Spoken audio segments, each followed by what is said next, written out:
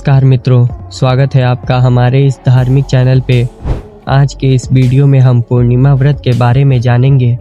Video अच्छी लगे तो लाइक, शेयर और सब्सक्राइब करें। पूर्णिमा व्रत हर महीने की शुक्ल पक्ष तिथि को पूर्णिमा के रूप में मनाया जाता है। इस दिन आकाश में चंद्रमा पूर्ण रूप से दिखाई देता है। हिंदू धर्म में पूर्णिमा तिथि को बहुत महत्वपूर्ण माना जाता है। पूर्णिमा के दिन चंद्रमा पक्षबली होकर बहुत बलवान हो जाता है। पौराणिक धर्म ग्रंथों में बताया गया है कि चंद्रमा को पूर्णिमा तिथि सबसे अधिक प्रिय होती है।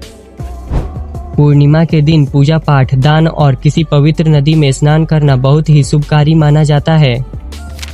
साल भर में 12 पूर्णिमा आती है, जिनमें से कार्तिक पूर्णिमा, माघ पूर्णिमा, शरद पूर्णिमा, गुरु पूर्णिमा, बुध पूर्णिमा आदि मुख्य पूर्णिमा मानी गई है। पूर्णिमा के दिन कई त्योहार और जयंतियां आदि आते हैं। आइए जानते हैं कि कौन से महीने की पूर्णिमा के दिन का क्या महत्व है या इस दिन कौन सा त्योहार होता है। पहला है चैत्र पूर्णिमा, हनुमान जयंती। हिंदू वर्ष के मुताबिक यह साल की पहली पूर्णिमा होती है और इसे चैत्र पूर्णिमा भी कहते हैं। इस दिन हनुमान जी का जन्म हुआ था। भक्तजन इस दिन व्रत करते हैं, हनुमान चालीसा तथा सुंदरकांड आदि का पाठ करते हैं। हनुमान जी धर्म के रक्षक, संकट मोचन तथा कल्याण करने वाले माने जाते हैं। हनुमान जी का स्मरण करने से बल, बुद्धि, निर्भयता, धैर्य तथा विवेक आदि के गुण प्राप्त होते हैं।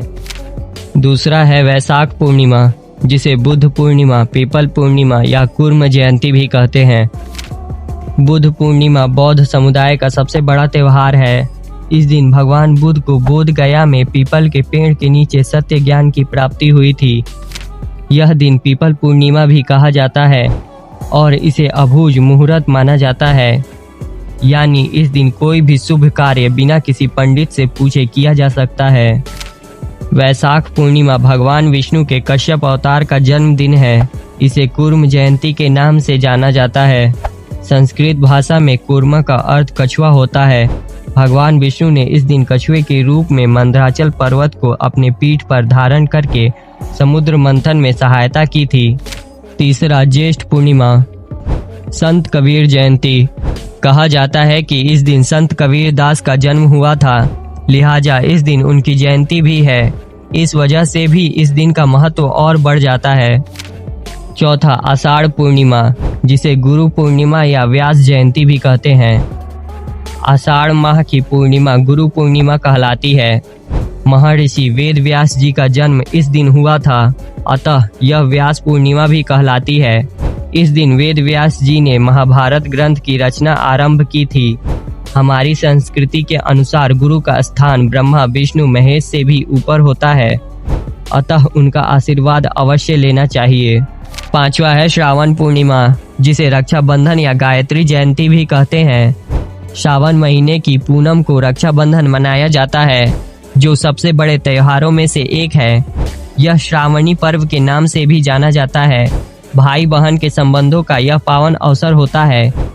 बहन भाई की कलाई पर राखी बांधती है और भाई की उन्नति की कामना करती है। भाई अपनी बहन की सदैव रक्षा करने का वचन देता है। ब्राह्मण जन इस दिन किसी नदी में स्नान करके सूर्य को अर्घ देते हैं, गायत्री मंत्र का जाप करते हैं, पुराना यज्ञोपवीत जनेऊ उतार कर नया मंत्र पूरित जनेऊ धारण करते हैं।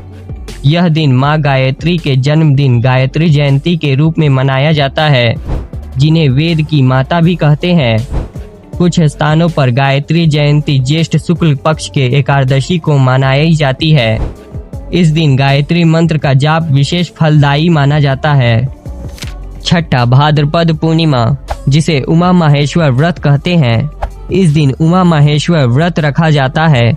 यह व्रत स्त्रियों के लिए उत्तम संतान तथा सुख समृद्धि देने वाला माना जाता है। इस दिन शिव जी की अर्धनारेश्वर स्वरूप की पूजा की जाती है। उमा माहेश्वर व्रत मार्गशील शुक्ल पक्ष की तीज के दिन भी रखा जाता है। सातवां अश्विन पूर्णिमा, जिसे शरद पूर्णिमा या कोजगरा पूजा कहते हैं। अश्विन मास की पूर्णिमा को बहुत ही पवित्र माना जाता है। शरद पूर्णिमा से जुड़ी कई मान्यताएं हैं। ऐसा माना जाता है कि चंद्रमा इस दिन 16 कलाएं बिखेरता है। इस दिन चंद्रमा की किरणें विशेष अमृतमय गुणों से युक्त रहती है, जो कई बीमारियों का नाश कर देती है।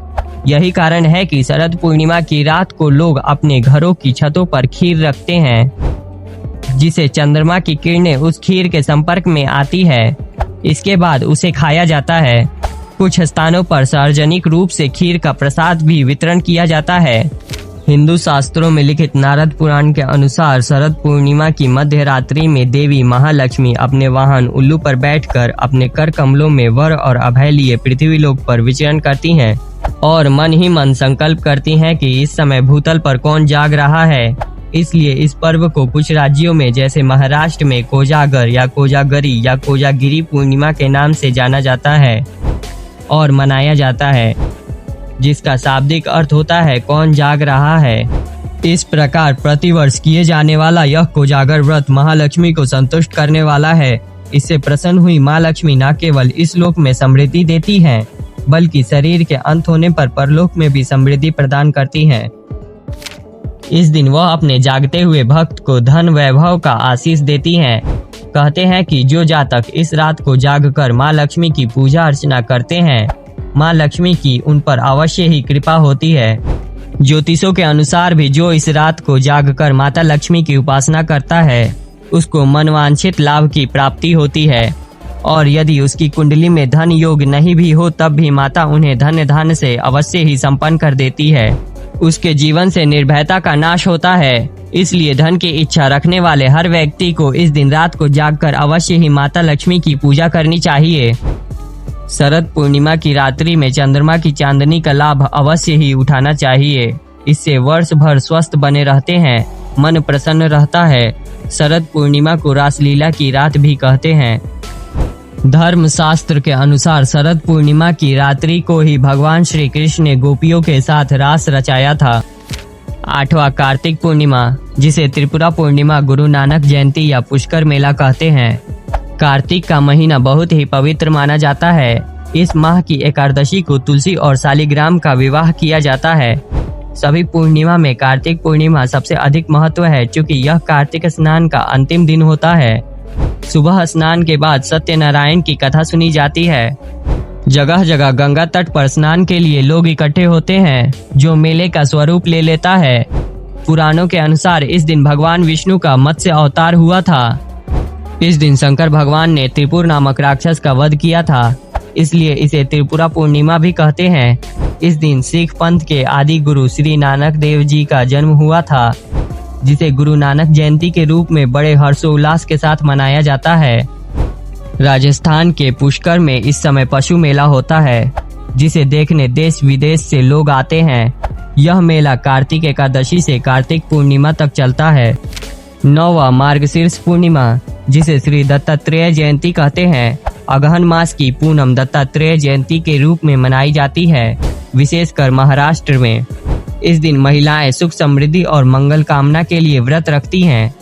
इस दिन श्री दत्तात्रेय, उनके पिता अत्रि मुनि तथा माता अनुसुईया की भी पूजा की जाती है। 10वां पौष पूर्णिमा, जिसे शाकंभरी जयंती कहते हैं, पौष माह की पूनम शाकंभरी नवरात्रि का अंतिम दिन होता है। यह दिन शाकंभरी पूर्णिमा कहलाता है। माँ भगवती ने पृथ्वी पर अन्न संकट और अकाल दूर करने के लिए इस दिन शाकंभरी माता के रूप में अवतार लिया था। 11वां माघ पूर्णिमा, जिसे सगम माघ मेला कहते हैं, माघ महीने में प्रयागराज में बहुत विशाल माघ मेला भरता है, जिसमें साधु संत तथा भक्तजन इकट्ठे होते हैं तथा कल्पवास करते हैं। यह मेला माघ पूर्णिमा पर समाप्त होता है। माना जाता है कि माघ पूर्णिमा के दिन सगम में स्नान करने से सारे दुख दर्द दूर हो जाते हैं। इस दिन पवित्र नदी में स्नान करके सूर्य को अर्घ दिया जाता है। भगवान विष्णु की पूजा व स्तुति की जाती है। इस दिन यज्ञ तप किए जाते हैं। निर्धनों को भोजन, वस्त्र तथा अन्य कई वस्तु दान किया जाता है। 12वां फाल्गुन पूर्णिमा, जिसे होली कहते हैं, फाल्गुन माह की पूनम के दिन होली मनाई जाती है। यह सबसे बड़े त्योहारों में से एक है। इस दिन होलिका पूजन तथा होलिका दहन किया जाता है।